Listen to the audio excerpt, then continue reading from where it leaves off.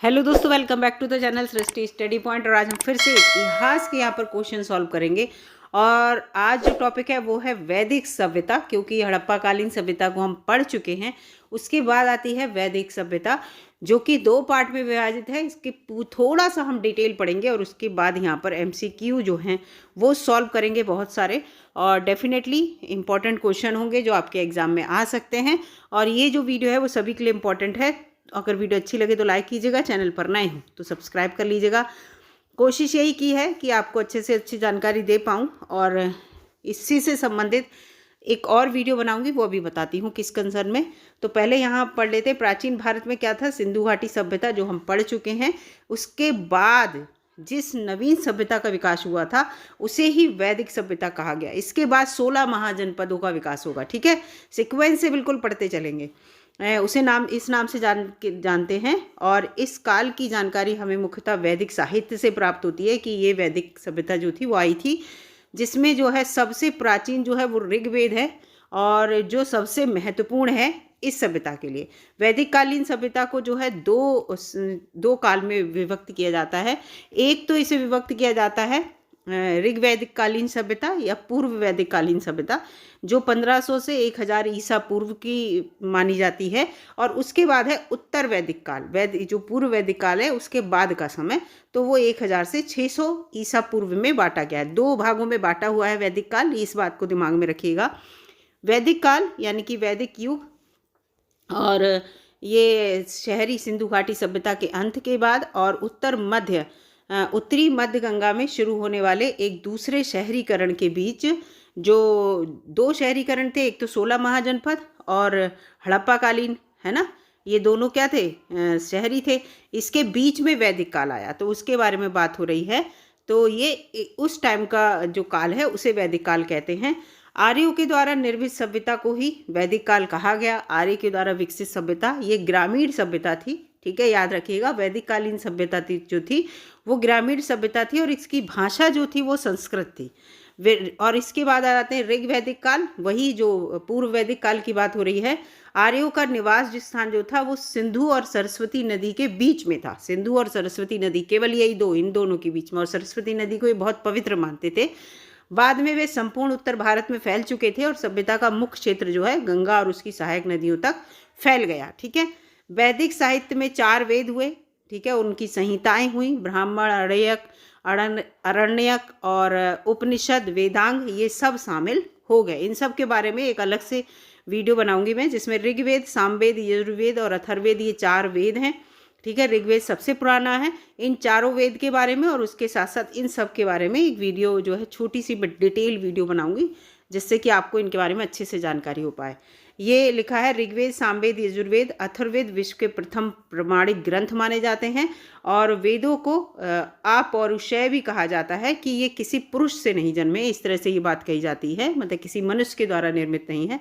गुरु द्वारा शिष्यों को मौखिक रूप से कंठस्थ कराने के कारण वेदों को श्रुति की संज्ञा भी दी गई है। ठीक है, शिष्यों जो इनके शिष्य थे उन्हें ये कंठस्थ जो भी ज्ञान देते थे वो बिल्कुल मतलब बोल कर देते थे, और वो लोग बोल के रट भी लेते थे। लिखने वाली कोई पद्धति नहीं थी, ये वाली बात यहाँ पर कहा जा रहा है, इसीलिए इन्हें श्रुति बोला जाता है। अब यहाँ पर एमसीक्यू के क्वेश्चन कर लेते हैं। ठीक है, कि जो ये क्वेश्चन है किस तरह का क्वेश्चन एग्जाम में आ सकता है। तो आर्य शब्द का जो शाब्दिक अर्थ है वो श्रेष्ठ होता है या कुलीन होता है। ठीक है, ये क्वेश्चन आ चुका है। भारत के राज्य चिन्ह में शामिल जो सत्यमेव जयते है, राज्य चिन्ह में लिखा है सत्यमेव जयते, ये किस उपनिषद से लिया गया है। तो ये मुंडकोपनिषद से लिया गया है। मुंडकोपनिषद से लिया गया है, याद रखिएगा। किस विषय से संबंधित शुल्ब सूत्र पुस्तक है। तो ये ज्यामिति से संबंधित है, जो शुल्ब सूत्र पुस्तक ज्यामिति से। धर्मशास्त्रों में भू राजस्व की दर क्या थी उस समय। तो 1/6 थी। इसके बाद है आध्यात्म ज्ञान के विषय में नचिकेता और यम का संवाद किस उपनिषद से प्राप्त होता है। तो ये कठोपनिषद से प्राप्त होता है। ये सारे निषद जो उपनिषद हैं इनके बारे में अच्छे से पढ़ लीजिएगा। भारत का सबसे प्राचीन वेद ऋग्वेद बताई चुकी हूँ मैं आपको। सभा और समिति प्रजापति की 2 पुत्रियाँ थी। ठीक है, इनका उल्लेख किस वेद में दिया गया है। तो ये अथर्ववेद में इनका उल्लेख सभा और समिति का मिलता है। इसके बाद वैदिक गणित का मुख्य अंग क्या है, तो शुल्ब सूत्र है। ऊपर से पहले ही आपको बता दिया था शुल्ब सूत्र किससे संबंधित है। यजुर्वेद में किस विधि का वर्णन है, तो यज्ञ का। यजुर्वेद में यज्ञ का। चारों वेद में अलग अलग अर्थ है, ठीक है। जैसे जो ये सामवेद है तो उसमें पूरा संगीत का है, संगीत से रिलेटेड है, पद पूरा पद में ही है, सब कुछ इस तरह से है। किस वेद में प्राचीन वैदिक युग की संस्कृति के बारे में बताया गया है, तो ऋग्वेद में बताया गया है। इसके बाद है ऋग्वैदिक काल में आर्यों का मुख्य व्यवसाय क्या था, तो यहाँ ये व्यवसाय गलत है, ठीक है। एक तो इनका जो था वो चारावाह वाला काम था, है ना, सभी कहते हैं कि चारावाह, आम इनकी पूरी स्टोरी जब पढ़ेंगे चारावाह था, और दूसरा जो था इनका कृषि था, ठीक है। ये दो इनके व्यवसाय थे, ये यहाँ गलत टाइप हो गया है व्यवसाय, ठीक है। ये है कृषि, वैसे मानेंगे आप, कृषि उत्तर में लिखिएगा। अस्तोमा सदगमय शब्द कहाँ से लिया गया, तो ये ऋग्वेद से लिया गया। अस्तोमा सदगमय। प्रसिद्ध 10 राजाओं का युद्ध किस नदी के तट पे हुआ था, तो ये परुष्णी नदी के तट पे हुआ था, जिसे आजकल हम रावी नदी कहते हैं, उसके तट पर ये हुआ था 10 राजाओं का युद्ध। ये भी पूरी एक बड़ी सी स्टोरी है, ठीक है। अगर इस सबको मैं आपको बताऊंगी तो वीडियो बहुत बड़ी हो जाएगी। 800 ईसा पूर्व से 600 ईसा पूर्व, जब ईसा पूर्व की बात होती है तो हमेशा ज़्यादा से कम की तरफ चलते हैं, 800 से 600 ऐसे करके चलेंगे, ठीक है। 0 तक आना होता है, फिर ये जो हम आजकल चल रहे हैं ये ईस्वी में आ जाएंगे। 800 ईसा पूर्व से 600 ईसा पूर्व का काल कौन से युग से जुड़ा है, तो ये ब्राह्मण युग से जुड़ा है। इसके बाद है ऋग्वेद में कितने प्रकार के देवों का वर्णन है, तो 33 प्रकार के देवों का वर्णन है। ऋग्वेद काल में सबसे प्राचीनतम संस्था कौन सी थी, तो बिदत थी। बिदत, उसे जनसभा, लोगों की जो जनसभा होती थी उसी को संस्था कहते थे, तो इसी को बिदत नाम दिया था। इसके बाद है उत्तर वैदिक काल में लिखे गए ग्रंथों का सही क्रम, तो पहले वेद लिखे गए जो चारों वेद हैं, फिर ब्राह्मण, फिर इसके बाद आरण्यक, फिर उपनिषद, ऐसे करके लिखेगा। ये पूरा क्रम है, ये क्रम आ जाता है, इसको रट लीजिएगा। वैदिक काल में काल की कौन सी स्मृति प्राचीनतम है, तो मनु स्मृति सबसे प्राचीनतम है। पूर्व वैदिक काल जो है वो बता ही दिया आपको, उसका समय 1500 से 1000 ईसा पूर्व। वेदों की संख्या भी बता दी मैंने, 4 वेद हैं, चारों वेद बता दिए, ऋग्वेद, सामवेद, अथर्ववेद और यजुर्वेद। इस तरह से आदि काव्य की संज्ञा किसे, रामायण को दी गई। कौन सा ऋण 3 ऋण में शामिल नहीं है, तो मात्र ऋण जो है वो 3 ऋण में शामिल नहीं है। कौन से 3 वेद संयुक्त रूप से वेद त्रयी कहलाते हैं, तो ऋग्वेद, यजुर्वेद और सामवेद, ठीक है। ये तीनों जो जब मिल जाते हैं तो ये वेद त्रयी कहलाते हैं। क्वेश्चन आता है वेद त्रयी में कौन सा वेद नहीं है, इस तरह का। किस वेद का संकलन ऋग्वेद पर आधारित है, तो सामवेद का संकलन ऋग्वेद पर आधारित है। आश्वेत और ऋग्वेद में समानता है, लेकिन आश्वेत किस सेज से संबंधित है, तो आश्वेत जो है वो ईरान से संबंधित है। आश्वेत और ऋग्वेद एक से एक समान बात है, लेकिन वो आश्वेत जो है वो ईरान का है। भारतीय संगीत का आदि ग्रंथ मैंने आपको बताया था, सामवेद जो है वो भारतीय संगीत से रिलेटेड है। विश्व के प्रथम प्रमाणिक ग्रंथ कौन कौन से हैं, तो ये चारों ही हैं जो मैं बता चुकी हूँ, ऋग्वेद, सामवेद, यजुर्वेद और अथर्ववेद। इसके बाद पुराणों की संख्या कितनी है, 18 है। उपनिषद पुस्तकें किस पे आधारित हैं, तो ये दर्शन पर आधारित रहती हैं उपनिषद की। ऋग्वेद में सबसे पवित्र नदी मैं आपको पहले ही बता चुकी हूँ, सरस्वती को माना जाता है। भारतीय इतिहास के प्रथम विधि निर्माता जो हैं उन्हें मनु को माना जाता है, विधि निर्माता। आर्य भारत में बाहर से आए और सर्वप्रथम कहाँ में बसे थे, तो ये सबसे पहले पंजाब में बसे थे, ठीक है। और ये आपको पता ही होगा रावी नदी कहाँ पे है। योग दर्शन में के कौन प्रतिपादक हैं, तो ये पतंजलि, आपको पता ही है इसके बारे में। गोत्र व्यवस्था का प्रचलन कब आई थी, जो गौड़ व्यवस्था वो वैदिक काल में ही आ गई थी। गोत्र किस गोत्र से हैं आप, इस तरह से। पूर्व वैदिक आयु का प्रमुख धर्म क्या था, तो प्रकृति पूजा और यज्ञ जो था वो इनका धर्म था। कृष्ण भक्ति का प्रथम और प्रधान ग्रंथ क्या है, तो श्रीमद् भगवद गीता। हरियाणा प्रांत में चित्रित धूसर मृद भांड स्थल किस स्थान पर हल में किए गए हल के द्वारा किए गए उत्खननों से प्रकाश में आया, तो वो भगवानपुर है। कौन सा, धूसर मृद भांड स्थल। धूसर मृद भांड स्थल समझे, जो रगे हुए मिट्टी के बर्तन प्राचीन काल के, उनकी बारे में बात हो रही है, ये भगवानपुर में। इसके बाद ऋग्वेद में संपत्ति का प्रमुख रूप क्या था, गोधन था, जो गाय मतलब कोई भी चीज़ लेना देना एक दूसरे से था, तो ये गाय एक दूसरे को देते थे कि आप हमारी गाय ले लो, फिर हमें ये चीज़ दे दो। तो गाय जो है उनके लिए धन के रूप में थी उस समय, इसको याद रखिएगा। ऋग्वेद में कितने सूत्र हैं, तो 1028। ऋग्वेद में कौन सी नदियों का उल्लेख अफगानिस्तान के साथ संबंध का सूचक है, तो कुंभा और जैसे क्रमु।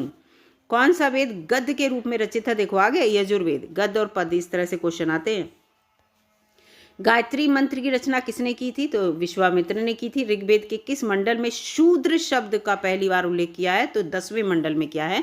और ऋग्वेद में कितने मंडल हैं? कौन सा सबसे प्राचीन है, नया कौन सा है? ये सब पढ़ लीजिएगा, आता है क्वेश्चन में। ऋग्वेद में अघन्य, अघन्य का मतलब गाय होता है, ठीक है। या अघन्य यानी कि आप उसे मार नहीं सकते, ठीक है। हाँ, वो बहुत पवित्र मानी जाती है गाय। प्राचीनतम विवाह संस्कार का वर्णन करने वाला विवाह सूक्त किसमें पाया गया? तो ये ऋग्वेद में मिला, विवाह संस्कार का विवाह सूक्त।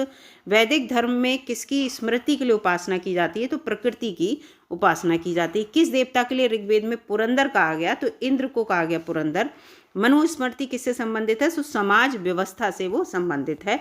जल और समुद्र का देवता किसे माना गया? समुद्र है, ना नहीं बनेगा इसमें, तो वरुण को माना गया। ऋग्वेद का कौन सा मंडल सोम को समर्पित है? तो 9वां मंडल जो है वो सोम को समर्पित है। किस विषय से चरक संहिता नामक बुक पर संबंधित है? चरक संहिता चिकित्सा से संबंधित है। मीमांसा या पूर्व मीमांसा दर्शन के प्रतिपादक क्या है? तो जैमिनी है। अगला है तीनों पगों में तीनों लोकों को माप लेने के कारण किसे उपक्रम कहा गया? तो ये विष्णु को कहा गया। 3 पग में 3 लोक को माप लिया था उन्होंने, ठीक है। वेदांत या उत्तर मीमांसा दर्शन के प्रतिपादक क्या है? तो बादरायण है।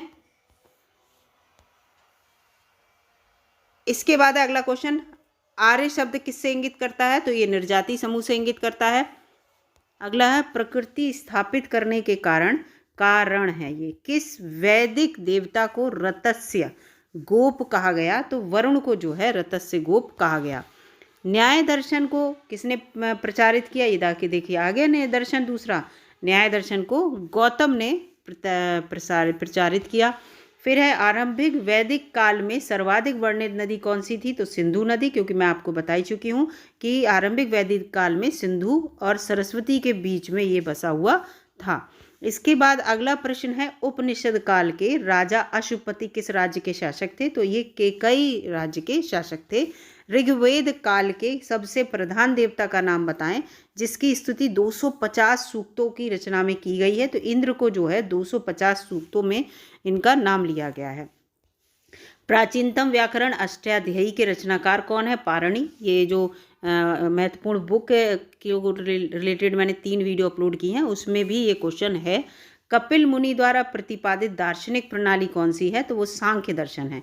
सांख्य दर्शन किससे है? कपिल मुनि से रिलेटेड। इस तरह से क्वेश्चन आप पढ़ लीजिएगा। कर्म का सिद्धांत किससे संबंधित है? तो ये मीमांसा से संबंधित होता है। कर्म का सिद्धांत, मीमांसा जो होती है, तत्व मीमांसा, इस तरह से, तो इसको भी सब पढ़ लीजिएगा। यज्ञ संबंधी मतलब इनकी डिटेल पढ़ लीजिएगा। मैंने यहाँ MCQ बता रही हूँ, आप इसको, ये क्वेश्चन जैसे ही आपके सामने से गुजरेगा तो आपके मन में ये बात होनी चाहिए कि इसका पूरा डिटेल में क्वेश्चन मैं कहाँ से पढ़ पाऊँ, है ना, जिससे कि आप उसको डिटेल में अच्छे से पढ़ पाएँ।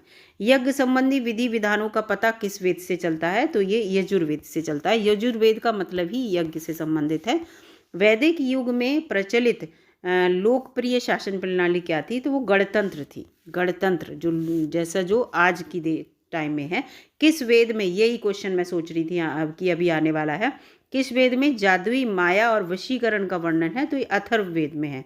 चारों वेद का अपना अपना मतलब है, चारों वेद का अलग अर्थ है। चारों वेद की डिटेल में यहाँ पे जानकारी लेकर आऊँगी मैं, एक वीडियो अपलोड करूँगी अभी, उसको आप अच्छे से समझ लीजिएगा, ठीक है। ऋग्वेद में कुल कितने मंडल हैं? 10 मंडल हैं। आर्य भारत में कहाँ से आए थे? तो मध्य एशिया से आए थे, ये क्वेश्चन भी आता है। वैदिक काल में यव किसे कहा जाता है था? तो यव 2 थे, जौ को कहा जाता था। ये क्वेश्चन आता है, पहले आता था एग्जाम में, अब तो थोड़े लेवल जो है टफ हो गया है।